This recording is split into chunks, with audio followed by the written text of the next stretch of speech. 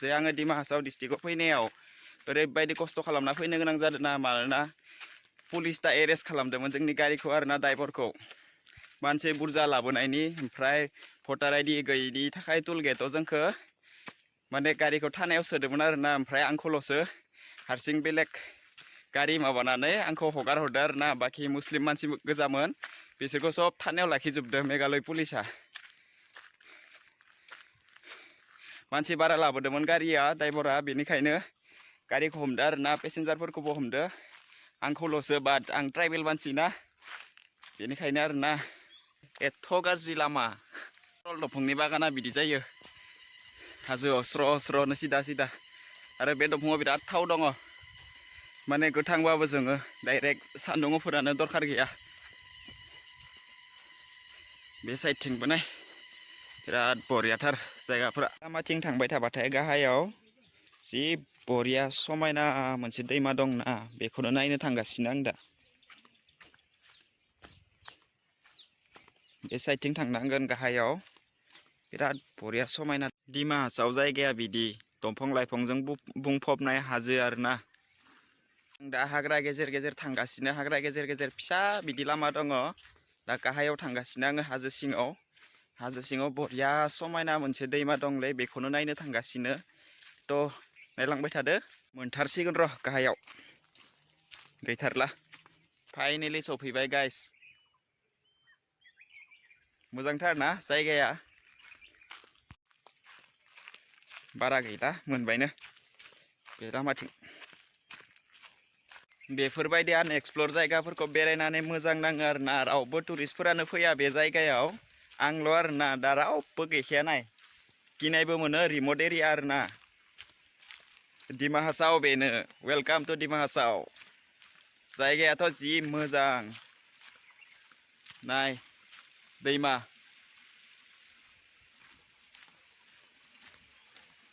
नोंथांमोनाबो फैनो हागोन फैनोबा मालाबा नै आंनि बेकग्राउन्डआव जि समायना दैमा ना कपिलि दैमा होनो बेखौ दा आङो आसामाव दङ बे साइडथिं आसाम बेनिफ्राय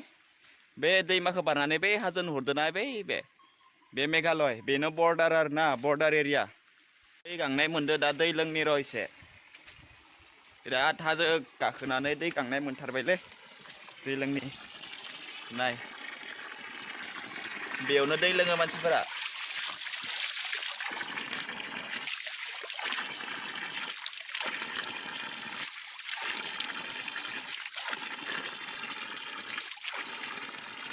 बिराद थान्दा गुसु बरिया नै नाय बे साइड हाजो सानिफ्राय बोहैना फैदो पाइपजों लाबोदो आरोना बोहैनायखौ वाटारफल बायदि आथिं सुनि र' मानसिफ्रा दै लोंनो लांफैयो ओमफ्राय दुगैनोबो फैयो बे जायगायाव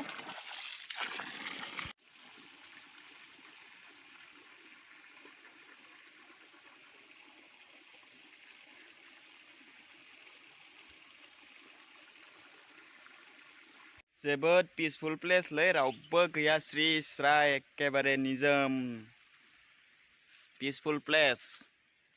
बेफोरबायदि जायगायाव दान्दिसे सम जिरायफैनांगौलै हारसिंनो मोजां नांखाङो आरोना स्रि स्राय रावबो डिस्टार्ब होनायबो मानसि गैया नाय आं ओइ गोजौनिफ्राय फैदोंमोन गोजौ हाजोनिफ्राय लामाया बै नै बे साइडथिंनिफ्राय फैदों आङो ओमफ्राय दै लोंनाया बेखिनियाव दङ ओइ नै बेखिनियाव दङ पाइपआ ओमफ्राय नै बे सेरथिंनो दैमाया कपिलि दैमा जोंनि आसामनिफ्रायनो बोहैना फैदो नगाव साइडनिफ्राय ओमफ्राय बेनो बर्डार एरिया आं दा आसामाव दङ दिमा हासाव डिस्ट्रिक्ट बेनिफ्राय बे मेघालया बे दैमायानो बर्डार बेनो नोंथांमोना जायगाखौ नायनानै जुदि मोजां मोनदोंबा भिडिअखौ मोनसे लाइक खालाम चेनेलखौ साबस्क्राइब खालाम आरो लोगोसे भिडिअखौ शेयार खालामनानै हो प्लिज अननानै नोंथांमोननो थाखाय आं आरो बेफोरबायदिनो मोजां मोजां जायगा खोन्थिबाय थागोन बे इउटुब चेनेलावनो स' नोंथांमोना प्लिज साबस्क्राइब खालामना ला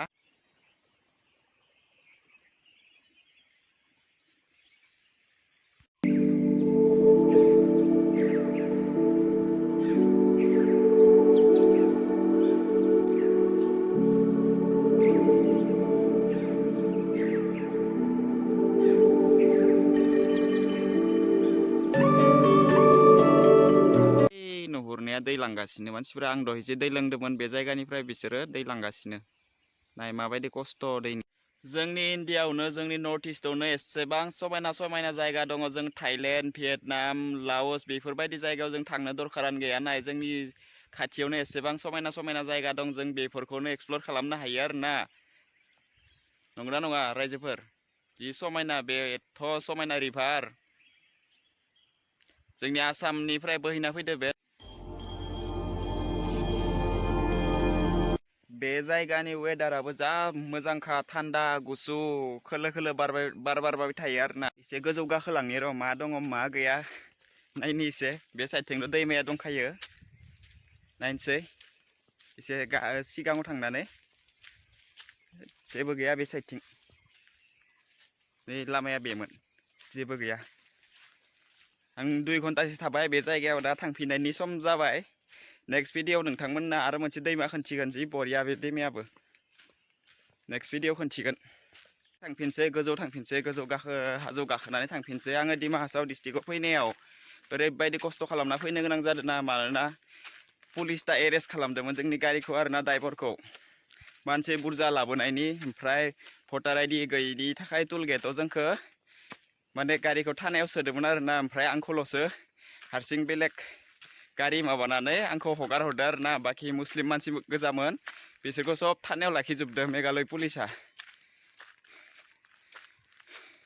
मानसि बारा लाबोदोंमोन गारिया ड्राइभारा बेनिखायनो गारिखौ हमदो आरोना पेसेन्जारफोरखौबो हमदो आंखौल'सो बाट आं ट्राइबेल मानसि ना बेनिखायनो आरोना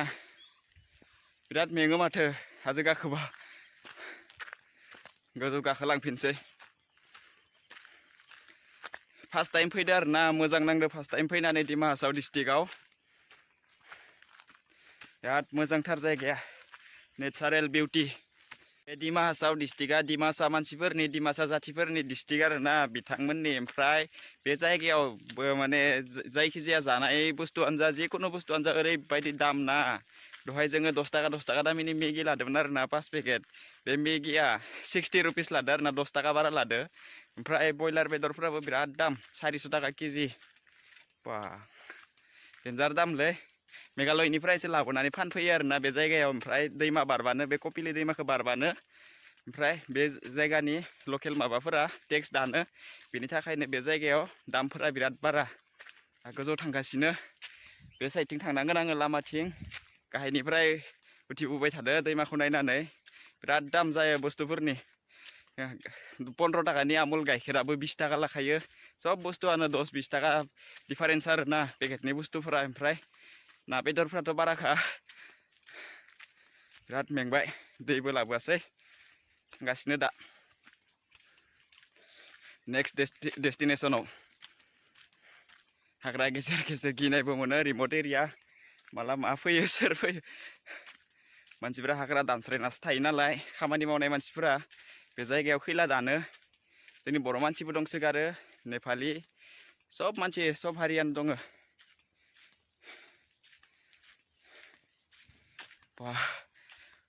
बरिया नेचारेल बिउटि हाजोजों बुंफबनाय दैनि सेर सेर आरोना बे दिमा हासाव डिस्ट्रिक्टआ कपिली दैमानि सेर सेर सिगाङाव सक मोनसे दङ 10 नम्बर सिस्टेमसो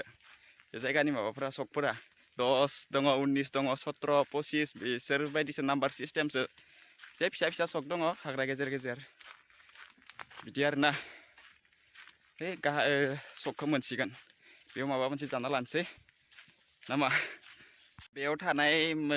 मानसिफोरनि थाखाय बे दैलि लाइफ जोंनि थाखाय मा एडभेन्सार जायगा रोड कन्डिशना बिराद खाराबलै रोडनि हालोदा नाय जि हाब्रु आथिङाव सिथाबजोबखाबाय हाब्रुफोरा दा एसे सिगाङाव थांसै मा हायो मा हाया बेरायनोसै एसे नेक्स्ट भिडिअ मार्केट एक्सप्लर खालामना खोन्थिगोन नोंथांमोननो जि बरिया खासियाफोरनि मार्केट बेखौ एक्सप्लर खालामना खोन्थिगोन दा एसे सिगाङालासे थांबावनोसै बेयावथ' टाउन गैखाया एखेबारे हाग्रा गोजाखाना हाग्रा बेफोरबायदि हाग्राखौ दानस्रायनानै प्लास्टिकनि न' खाना दं आरोना मानसिफोरा ओरैनो केम्प बायदि औवाथ' गैयानो दंफां दाननानै बुजिबाय लामाया जि गाज्रि नर्थ इस्ट इण्डिया बिथांमोननि थाखाय बे दैलि लाइफ जोंनि थाखाय एडभेन्सार जायगा जों एसे टाउनाव थानाय मानसि ना आनएक्सप्लर जायगा रावबो इउटुबारा बेयाव फैयाखै आं फार्स्ट बेफोरबायदि हाग्रा बंग्राफोराव फैना मोजां मोनो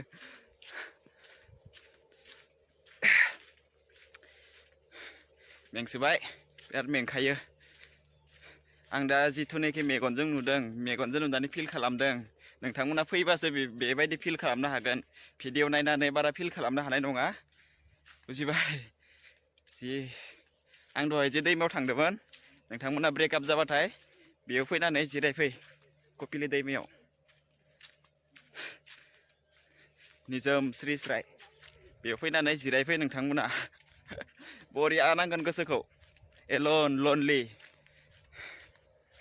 बरियानो सेड सं खोनासंबाय था आरो फैनानै बे जायगायाव टाउन गैखाया दे बेथिं टाउन थांनांगौबा उमरांसु थांनांगोन उमरांसुबो सानसे थांगोन उमरांसुआबो बे दिमाहासावनो गोलैयो बे टाउन आरोना एसे फिसा नोंसोरथ' खैला दाननाय जायगासो नालाय बे हा सिंखौ जावबानो खैला मोनगोन गोदोर गोदोर कुवारि दङ दा खैलाबो खोन्थिगासिनो र' नोंथांमोननो आङो बुजिबाय नमेड लाइफ हाजो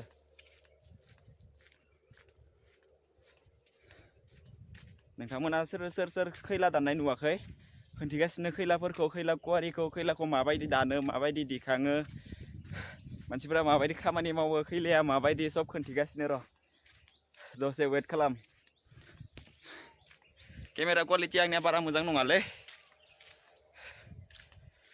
रेडमि 9 प्राइम ना केमेराया मबाइला स्टेबिलाइजेसनबो गैया मावबाय थायो केमेराया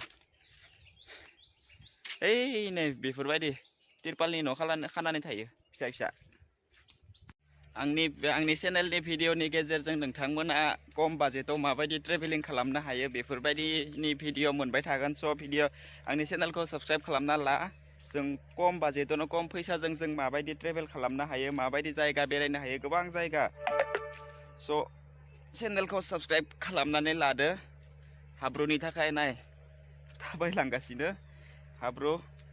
सेन्देलाव बिराद हाब्रु सिथाबबाय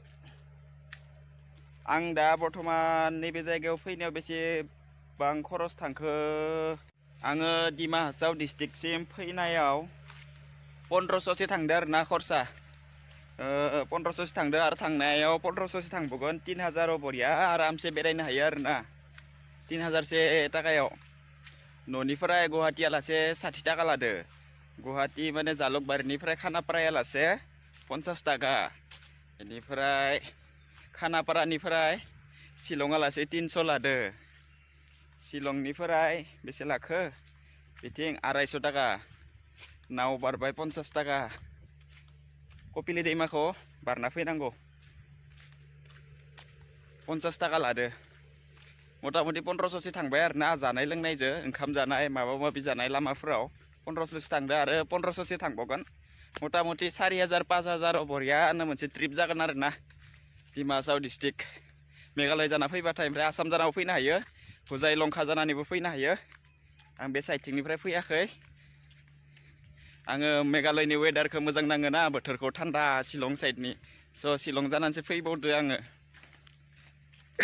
नोंथांमोना मोननै रास्ता दङ बेयाव फैनाय हुजाय लंका जानानै फैनो हागोन शिलं जानानैबो फैनो हागोन नोंथांमोननि चइस आरो ना मा साइडथिं फैयो फैबाथाय मोजां एखेबारे बरिया जायगायाव मोनसे मोजां स्कुल गैया मोनसे मोजां लामा गैया एखेबारे